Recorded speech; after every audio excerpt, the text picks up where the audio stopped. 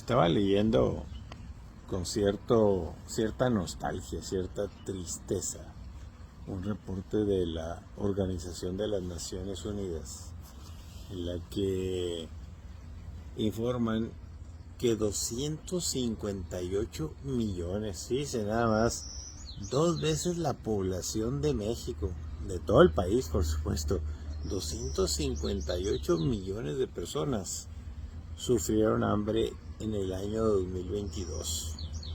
Eh, Aquí el tema pues obviamente es un tema de inseguridad alimentaria. Esto significa que tan solo en América Latina casi 18 millones de personas sufrieron de hambre todo el año pasado. Son de las cosas que uno no percibe, no te das cuenta, no las tienes en la cabeza.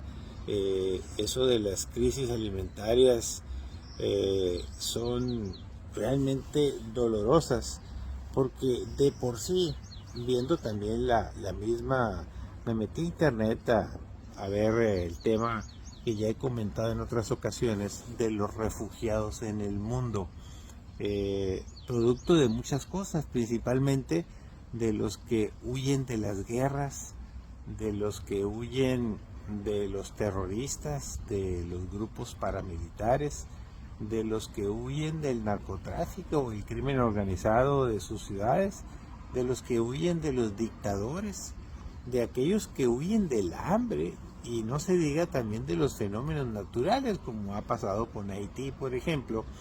En el caso de los dictadores, pues el caso más sonado significativo es Venezuela, y los que huyen de la guerra, el caso más significativo 2022, sin duda alguna, es Ucrania.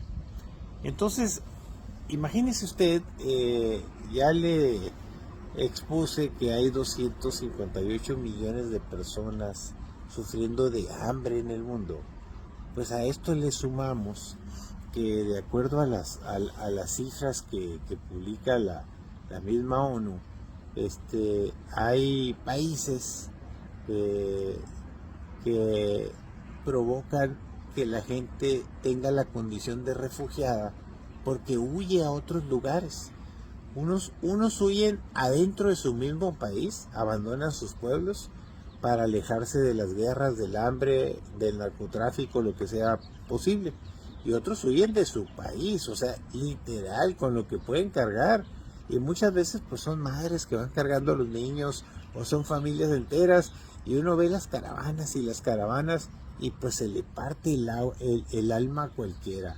La cifra, lamentablemente, de cuántas personas refugiadas hay en el mundo en este momento, este 4 de mayo del 2023, son de 89.3 millones, o sea, 89.300.000 personas de todo el mundo se han visto obligadas a huir de sus hogares.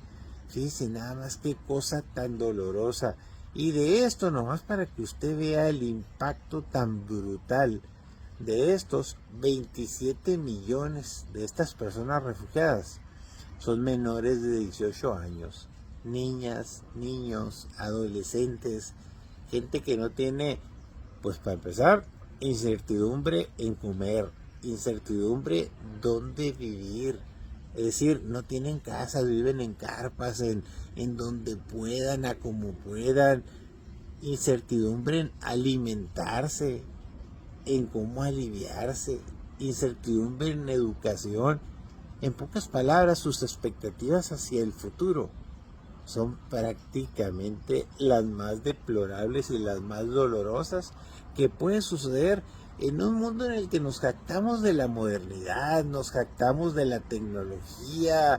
Ya estamos hablando de la preponderancia de la inteligencia artificial, los grandes momentos que viven los humanos con tantos satélites, mandando hombres a la luna, viajes a la luna y también a Marte, y tantas cosas, de manera tal que de repente uno se entusiasma con los avances del ser humano y luego te desplomas tremendamente como ser humano al saber que hay más de 250 millones de gente muriéndose de hambre.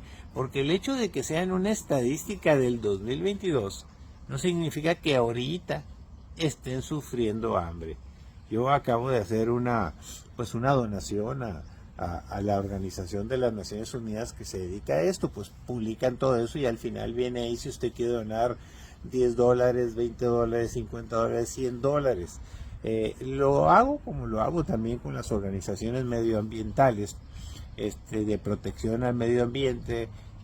Hay 3 o 4 organizaciones no gubernamentales a las que me gusta apoyar porque están insistiendo en salvar al planeta, en proteger a las ballenas, en proteger al medio ambiente, en evitar la contaminación, la destrucción de los bosques, no se diga lo relacionado con los manglares, qué decirle a usted de los temas relacionados con los cenotes por allá en la península de Yucatán, la deforestación y tantas cosas que pasan en el mundo y que uno está muy ajeno, muy lejano como para poder involucrarse en esos procesos y lo menos que uno puede hacer es hacer alguna aportación.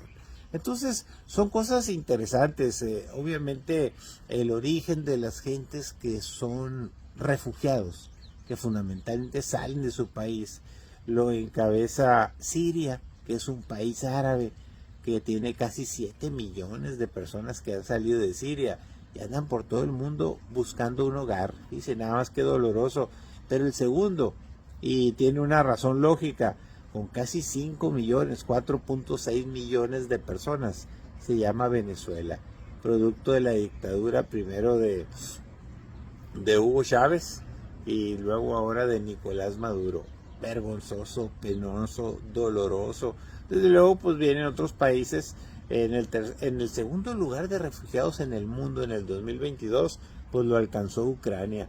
Ucrania ya llegó al 5.4 millones, imagínense, 5.400.000 personas huyendo de la guerra, fundamentalmente niños y niñas, adolescentes menores de 18 años de edad, mujeres y ancianos, es decir, adultos mayores. Los hombres básicamente no salen porque se quedaron a pelear la guerra contra Rusia. Pero ya hablar de más de 5 millones de refugiados en Ucrania por esta guerra insensible, producto de la ambición de tener más tierras, de tener más petróleo, de tener más gas, de tener más territorio, pues son incomprensibles, son inaceptables, pero lamentablemente no podemos hacer mucho. Y a estos países como Siria, como Ucrania, como Venezuela, se le suman otros pues quizás más alejados a lo menos de la cultura mexicana y de la información que recibimos en México, como son Afganistán, Sudán del Sur, Myanmar. Son cosas pues que duelen. Pero en fin, este día, cambiando de tema radicalmente, es muy curioso, pero ve unos datos financieros y donde te dices que el gobierno es un pésimo administrador. Las empresas que administra el gobierno comúnmente son deficitarias o están tronadas. Y si no, vea usted, la prensa nacional sale hoy la deuda de Comisión Federal de Electricidad que tiene con todos los bancos nacionales e internacionales, sobre todo internacionales, ha subido 33.5% desde que empezó este gobierno de la Cuarta Transformación. Y no le estoy hablando de una cantidad así chicuelita, estoy hablando de 24.800 millones de dólares. Imagínese usted, una locura, porque pues si lo multiplica por ahí por 18 que anda el dólar, le va a dar una cantidad estratosférica. Y si a esto le sumamos que todavía se quieren endeudar más con los parques de energía solar y financiamiento y todo esto, pues está difícil. Y lo otro, también otro medio nacional destaca que Pemex cae en el primer trimestre el 53% de sus utilidades, mientras el resto de las compañías petroleras en el mundo están bateando, pues están sacando utilidades ahorita producto de todo lo que está sucediendo con los incrementos al precio del petróleo. El caso de Pemex pierde de manera tal que viene una tabla por ahí en un periódico nacional, la voy a publicar en mi Facebook, donde mientras hay empresas que ganan hasta 239% más, algo así como 3.067 millones de dólares en este trimestre, y otras 2.700 millones, otras 11.000 millones, otras 6.000 millones de utilidades de las empresas petroleras. Pemex pierde 3.042 millones tan solo en lo que va del 2023. No entiendo, no comprendo, no acepto las declaraciones triunfalistas que se hacen diciendo que vamos teniendo utilidades en Pemex de una manera irresponsable, desde la Dirección Nacional de Pemex hasta la Presidencia de la República y la Secretaría de Hacienda. No puede ser. La empresa más endeudada petrolera del mundo se llama Petróleos Mexicanos, y su deuda es deuda suya, es deuda mía, es deuda de todos los mexicanos, porque es deuda pública soberana respaldada por el gobierno de México. ¿Qué más quisiera? Que tuviéramos una administración eficiente, que cuando hay utilidades en el mundo, producto de los movimientos del petróleo y de todo esto, pues tuviéramos utilidades y estas le quedaran al país. Pero esa es la realidad. No es posible estar administrando un país con una política de monedero, con una falta de planeación que respete las leyes y el Sistema Nacional de Planeación, y sobre todo las decisiones, entre comillas, soberanas y autónomas del Poder Legislativo, que es el que aprueba el presupuesto de egresos de la Federación cada mes de noviembre de cada año para el siguiente año. No se respeta. Se aprueba el presupuesto y luego lo mueven para todos lados, le quitan a unos y le ponen a otros. Estaba viendo cómo es posible que le quitaron recursos al sector salud y se los dieron a los militares. Son de esas cosas que realmente te ponen en una circunstancia de alerta total respecto al pésimo manejo de la administración de los recursos que hace el gobierno de la República. Y esto es producto de incapacidad, de desconocimiento, de estilo personal de gobernar, de priorizar otras cosas, de dedicarte a la política y de los temas fundamentales, de administrar los recursos de los mexicanos apropiadamente, apegados a un presupuesto, a objetivos, a metas, se distorsiona de una manera tan sencilla, tan fácil, de manera tal que la premisa, en vez de construir, es de destruir. Pero en fin, se nos fue el tiempo esta mañana. Le agradezco mucho su atención, que tenga un día muy productivo de trabajo, pero sobre todo con salud, con bienestar, es decir, estar bien en todos los sentidos. Que tenga bonito día. Gracias por escucharme. Saludos.